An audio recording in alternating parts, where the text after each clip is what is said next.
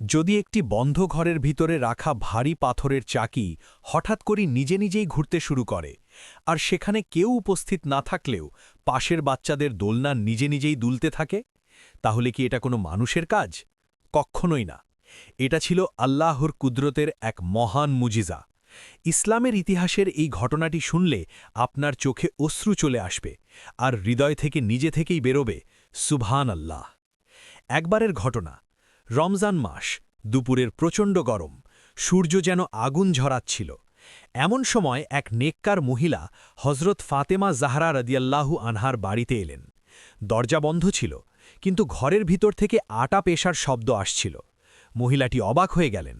তিনি একটি ছোট রোশনদান দিয়ে ভিতরে টাকালেন, আর যে দৃশ্য দেখলেন তা ছিল অবিশ্বাস্য। সঈদা ফাতেমা রাদিয়াল্লাহু চাকির পাশে মাটিতে গভীর ঘুমে ঘুমিয়ে আছেন, কিন্তু সেই ভারী পাথরের চাকি নিজে নিজেই ঘুরছে।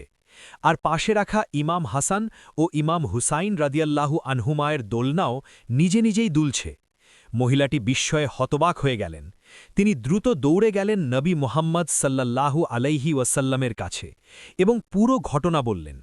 রসূলুল্লাহ সাল্লাল্লাহু আলাইহি ওয়াসাল্লাম বললেন, এই প্রচণ্ড গরমের মধ্যে আমার মেয়ে ফাতিমা রোজা রেখেছে, তাই আল্লাহ তাআলা তাকে গভীর ঘুম দিয়েছেন যাতে সে গরম ও তৃষ্ণা অনুভব না করে।